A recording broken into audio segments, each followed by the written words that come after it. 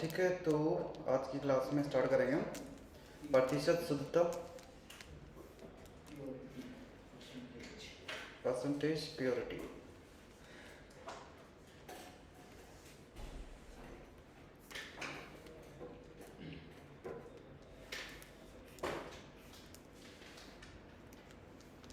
Percentage purity, प्रतिशत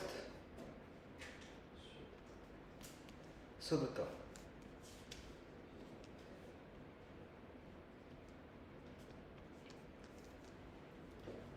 तो ये जो प्रतिशत शुद्धता है ये हम क्या करते हैं, किसके लिए डिफाइन करेंगे? ये हम डिफाइन करेंगे अभिकर्मक के लिए, अभिकर्मक या अभिकारक के लिए।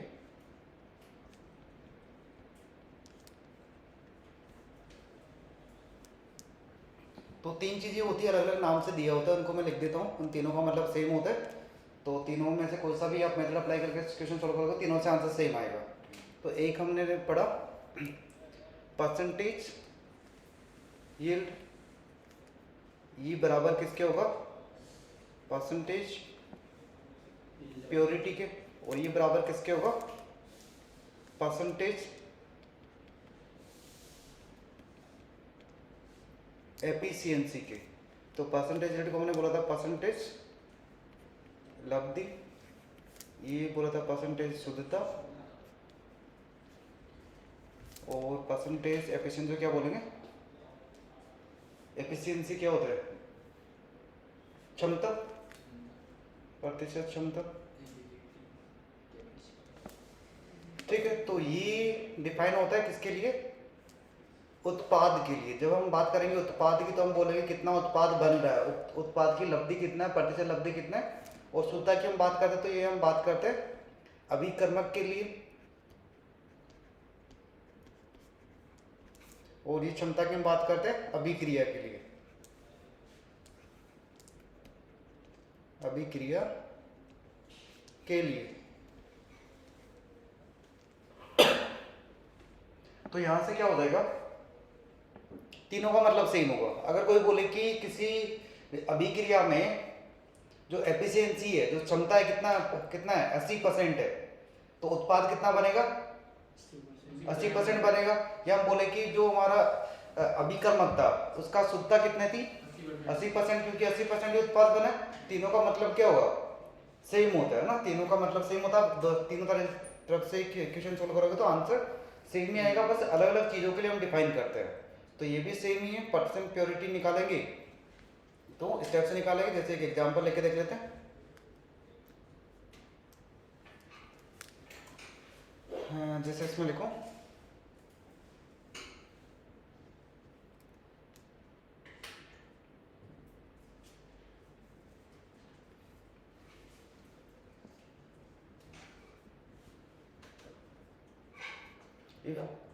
यदि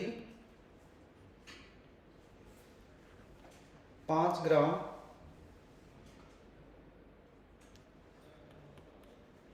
चौक, चौक होता है ना लिखने वाला, चौक के सैंपल को गर्म करने पर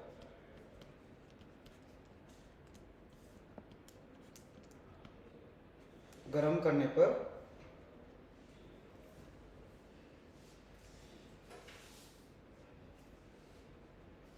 गर्म करने पर, एक मिनट रुकिए,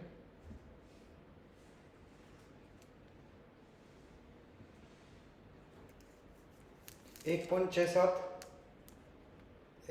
छः सात ग्राम CO2 गैस उत्पन्न होती है।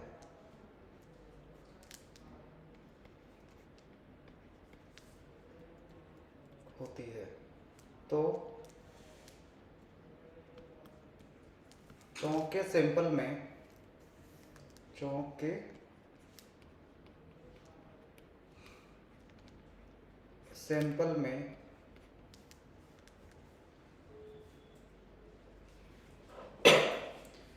कैल्शियम कार्बोनेट CO3 की प्रतिशत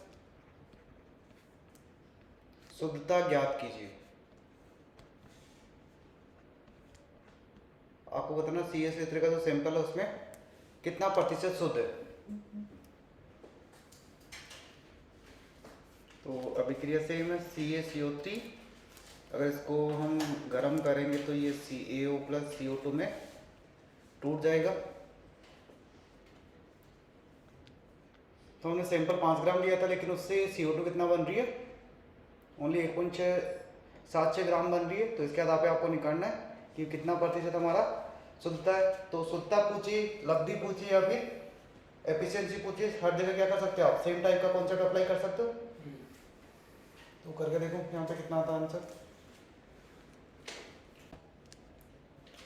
तो इसको अलग अलग मेथड से हम सोल्व कर सकते हैं। क्या क्या हो जाएंगे इसके मेथड। या तो देखो हमें दोनों चीज दी है, हमें कैल्शियम कार्बोनेट भी दिया है, हमें CO2 भी दिया है। CO2 से ये निकालो कि इतनी CO2 बनने के लिए कितना कैल्शियम कार्बोनेट होना चाहिए, और एक्चुअल में हमने कितना लिया है। तो जितना होना चाहिए था उसमें जितना लिया उसका भाग दे देंगे तो हमें प्रतिशत सूत्र हो जाएगी, या फिर उल्टा सोल्व कर लो। हाँ, तो मैं दोनों टाइप से सोल्व करके बता देता हूँ आपको कैसे इसका आंसर आएगा। तो पहले मेथड वन में हम जस्ट रिवर्स सोल्व कर रहे हैं। ये हमें कितना दिया है 1.76 ग्राम, इससे काम नहीं चलेगा। इसको हम क्या करेंगे 1.76 इसको इसके मोलर द्रव्यमान से भाग दे देंगे। CO2 का मोलर द्रव्यमान कितना हो जाएगा 44 ग्राम हो जाएगा। तो इसको भाग देंगे तो इसको हम ऐसे ले सकते हैं, क्या कितना आएगा 0.04 आ जाएगा। अगर ये 0.04 है तो देखो स्टोइकियोमेट्रिक गुणांक जो है हमारे उसका, देखो यहाँ पे कितना आ रहा है 1 आ रहा है, यहाँ भी 1 आ रहा है। तो एक से एक CO2 बनाने के लिए एक मॉलिक्यूल का जरूरत है। तो 0.04 बनाने के लिए 0.04 का जरूरत होगा। तो मोल CaCO3 के कितने आ जाएंगे 0.04। इसका मोलर द्रव्यमान होता है 100। तो इसके द्रव्यमान कितना आ जाएगा, कितना द्रव्यमान का हमें जरूरत पड़ेगा, मोल गुना मोलर मास। तो यहाँ से आ जाएगा 0.04 गुना 100 बराबर 4 ग्राम। तो लेना कितना चाहिए था हमें 4 ग्राम लेना चाहिए था, लेकिन लिया कितना हमने 5 ग्राम लिया। इसका मतलब 5 ग्राम में से बस 4 ग्राम में क्या करा रिएक्शन करा, बाकी का रिएक्शन नहीं करा। तो प्रतिशत शुद्धता कितनी आ जाएगी इसकी, है ना। वास्तविक तो नीचे लेना पड़ेगा, हमने वास्तव में कितना लिया।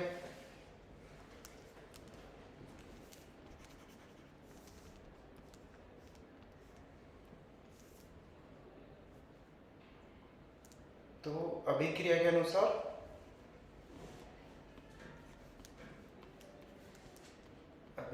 अनुसार द्रव्यमान, अभिक्रिया के अनुसार कितना द्रव्यमान लेना चाहिए था और बटा वास्तविक द्रव्यमान, कितना हमने लिया वास्तव में द्रव्यमान गुणा 100। तो अभिक्रिया के अनुसार 4 ग्राम लेना चाहिए था, लेकिन हमने एक्चुअल में लिया 5 ग्राम गुणा 100 करेंगे तो कितना आ जाएगा 80%।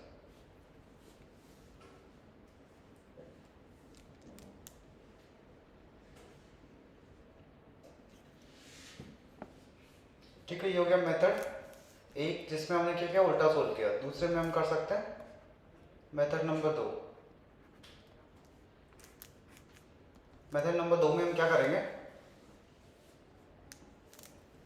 हम इसको रिवर्स के साथ सीधे सोल्व कर लेंगे। CaCO3 से CO2 बनाना है, तो एक्चुअल में कितना बना है ये हमें दिया हुआ है। अब हम देख लेते हैं कि अभिक्रिया के अनुसार कितना बनना चाहिए था। तो ये हमने लिया 5 ग्राम, तो इसके मोल निकाल लेते हैं। मोल आ जाएंगे 5/100, तो 0.05 मोल हमने लिए COC3 के। तो इसका एक मॉलिक्यूल से एक CO2 बनता है, 0.05 से इसके भी कितने बनेंगे 0.05 मोल बनेंगे।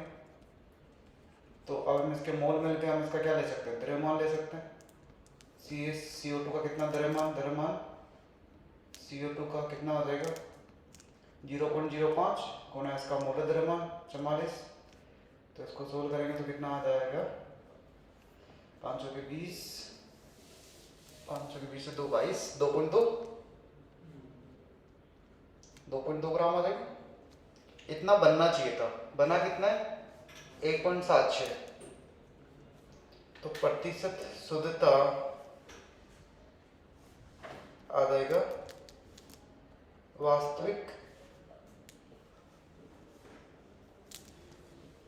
उत्पाद का द्रव्यमान बटा अभिक्रिया के अनुसार द्रव्यमान, अभिक्रिया के अनुसार उत्पाद का द्रव्यमान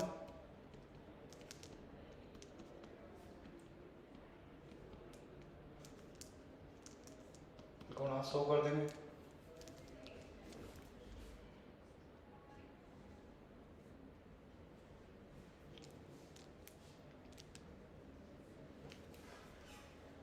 तो वास्तविक बना हमारा 1.76, अभिक्रिया के अनुसार बनना चाहिए था 2.2 गुणा 100, इसको भी आप सोल्व करोगे तो आएगा 80%।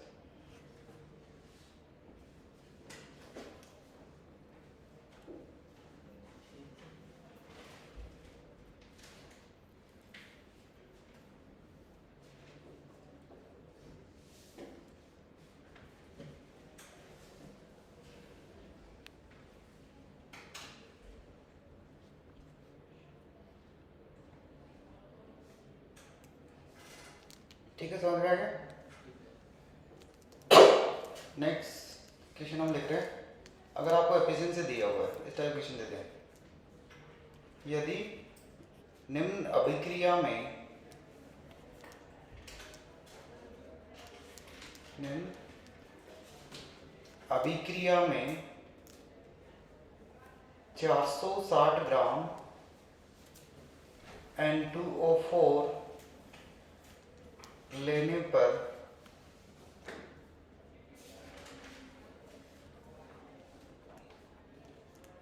बनने वाली NO2 गैस का आयतन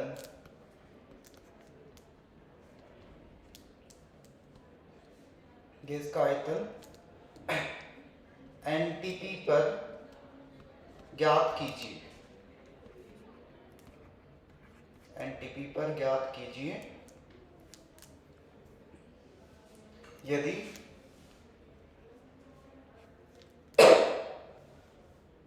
अभिक्रिया की क्षमता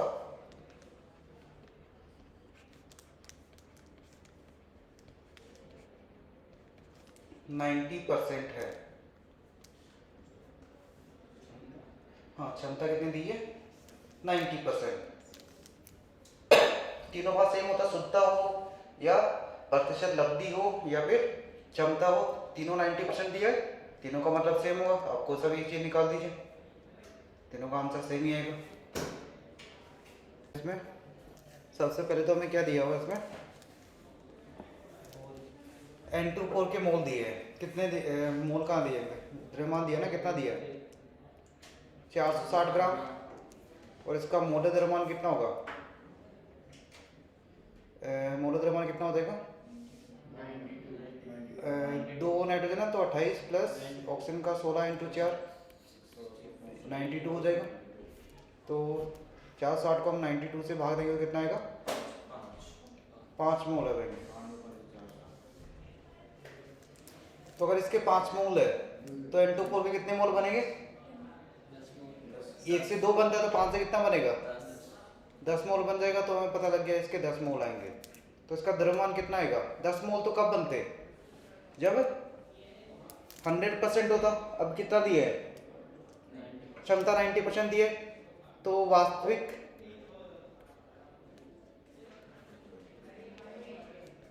मोल कितने आ जाएंगे?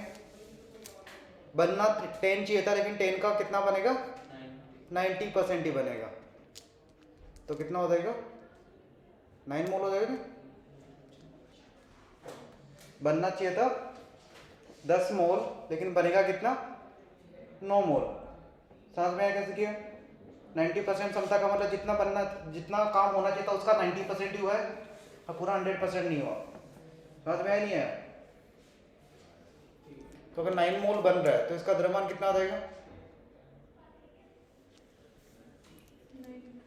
तो द्रव्यमान आ जाएगा यहाँ से मोल गुना मोल द्रव्यमान इसका होता है 32 प्लस 46। तो इसको 46 से मल्टीप्लाई करो, कितना आएगा 46 इंटू 9 4। आयतन पूछे क्या? अच्छा, द्रव्यमान तो 414 ग्राम आ जाएगा और आयतन कितना आ जाएगा एनटीपी पर? आयतन एनटीपी पर आयतन आ जाएगा, एक मोल का द्रव्यमान होता है 22.4 और इंटू 9 कर देंगे तो 22.4 गुना 9 करेंगे तो आ जाएगा 201.6 लीटर।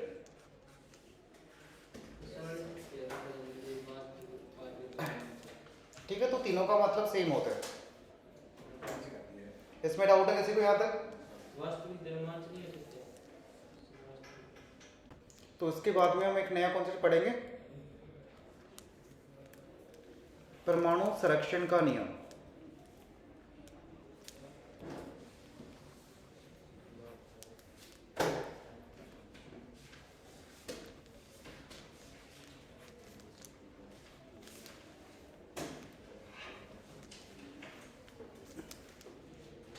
परमाणु संरक्षण का नियम क्या है? सिंपल से, परमाणु को ना तो खत्म कर सकते हैं ना ही बना सकते हैं। तो एक अभिक्रिया में अगर एक परमाणु कहीं पे नहीं जा रहा है ना तो बाहर जा रहा है ना नहीं आ रहा, तो जितना हमने शुरू में लिया था उतना ही वो बाद में रहेगा नहीं रहेगा। मान लो हमने शुरू में कोई परमाणु लिया, उसकी संख्या 10 मोल है या कुछ भी है ना, कुछ भी संख्या उसकी, तो अगर वो हमारी अभिक्रिया से बाहर नहीं जा रहा तो लास्ट में जो उत्पाद बनेगा उसमें उन परमाणुओं की संख्या कितनी होगी? जितने हमने शुरू में ली थी, क्योंकि परमाणु ना खत्म होगा ना नया बना सकते हैं। तो इससे हम क्या कर सकते हैं, हमारी श्रेणी वाली जो रिएक्शन आएगी उनको हम सोल्व कर सकते हैं। ये कहाँ लगाएंगे? श्रेणी अभिक्रिया में।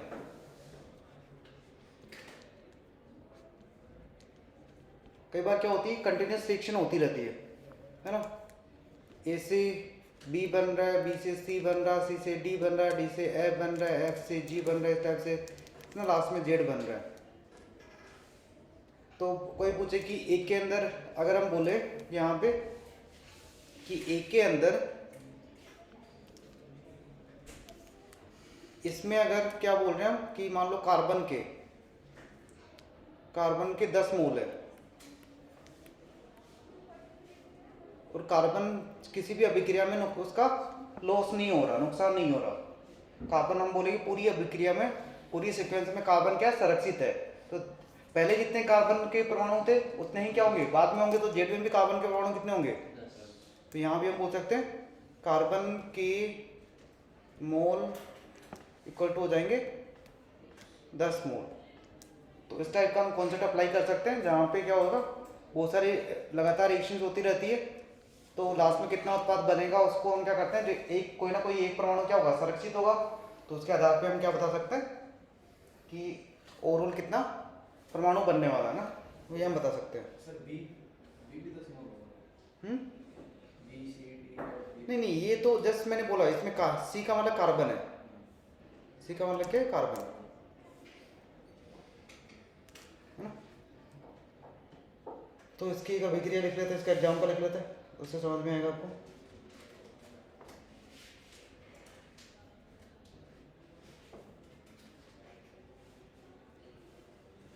इसमें आपको लिखना है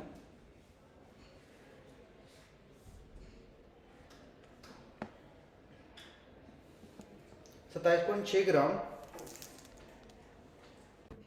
ठीक है, तो क्वेश्चन में दिया था 27.6 ग्राम K2CO3 को लगातार श्रेणी में रिएक्शन कराएंगे, अभिकर्मकों से रिएक्शन कराएंगे, तो इसमें जो भी उपस्थित कार्बन है पूरा पूरा किसमें कन्वर्ट हो जाएगा? ये वाला उत्पादन बन जाएगा K2ZN3 ब्रैकेट में FeCN6 ट्वाइस। तो उत्पाद का द्रव्यमान हमें ज्ञात करना है इसके अंदर। तो हम क्या करेंगे, हम इसमें बोल रहा है कि इसमें उपस्थित सभी कार्बन परमाणु को इसमें कन्वर्ट कर दिया, इसका मतलब कार्बन परमाणु क्या है? संरक्षित है। तो जो परमाणु संरक्षित होगा उससे हम क्या कर देंगे, संरक्षण का नियम अप्लाई कर देंगे। तो सबसे पहले तो हम क्या करेंगे, यहाँ से कार्बन के मोल निकाल लेते हैं। शुरू में जितने मोल होंगे उतने बाद में होंगे। तो पहले तो K2CO3 दिया है, K2CO3 के मोल निकाल लेते हैं। K2CO3 के मोल, तो इसका द्रव्यमान दिया 27.6 और मोलर द्रव्यमान किसने दिया 138, इसको भाग दोगे तो कितना आ जाएगा 0.02 मोल आ जाएगा, 0.2 आ जाएगा, 0.2 मोल आ जाएगा। तो अब इसको अगर मैं तोड़ूं, K2CO3 को तोड़ो तो कितने कार्बन परमाणु मिलेंगे? इसको अगर हम तोड़े तो कार्बन परमाणु कितने मिलेंगे? एक कार्बन परमाणु। तो इसका मतलब इसके मोल कितने आ जाएंगे? जितने K2CO3 उसी के मोल आ जाएंगे। अगर एक से एक कार्बन मिलता है तो 0.2 से कितने मिलेंगे? 0.2 ही मिलेंगे। तो कार्बन के मोल भी आ गए 0.2। अब इसके बाद में क्या करना है? जो हमारा उत्पाद है उसमें देख रहे हैं, उत्पाद में देखो, उत्पाद में कितने 12 अगर हम कार्बन लें तब जाके क्या बनेगा? एक K2ZN FeCN6 ट्वाइस। इसमें देखो कार्बन 6 गुणा 2 12 हो गए ना, 6 तो CN में, और ऐसे कितने होंगे? 2 मॉलिक्यूल होंगे, तो 2 बार कर देंगे तो 12 हो जाएंगे। तो 12 कार्बन होंगे हमारे पास, तब कितना बनेगा? 1 मोल बनेगा। अगर हमारे पास 1 मोल कार्बन है तो यहाँ से उत्पाद बनेगा 1/12, और हमारे पास एक्चुअल में है कितना? 0.2 मोल। तो उससे कितना बनेगा? 1/12 गुना 0.2। तो इसको सोल्व करेंगे तो आ जाएगा 1/60 मोल। तो मोल आ गया। अब हमें द्रव्यमान निकालना है, तो मोल को मोलर द्रव्यमान से गुणा कर देंगे। तो मोल तो आ गया 1/60 गुना द्रव्यमान कितना दिया है 698। इसको आप सोल्व करोगे तो आ जाएगा 11.6 ग्राम। तो इस टाइप से हम क्या करते हैं? परमाणु संरक्षण का नियम लगाते हैं। तो यहाँ तक हमारा जो आपको बैलेंस या संतुलित जो अभिक्रिया है उससे ऊपर कौन कौन से किस किस टाइप के क्वेश्चन पूछ सकते हैं वो सारा मैंने आपको पढ़ा दिया यहाँ पे। ठीक है, इसके बाद में जो नेक्स्ट पार्ट आएगा हमारा आएगा रिएक्शन को बैलेंस करना, संतुलित करना। ठीक है, तो वो करेंगे हम अगली क्लास में।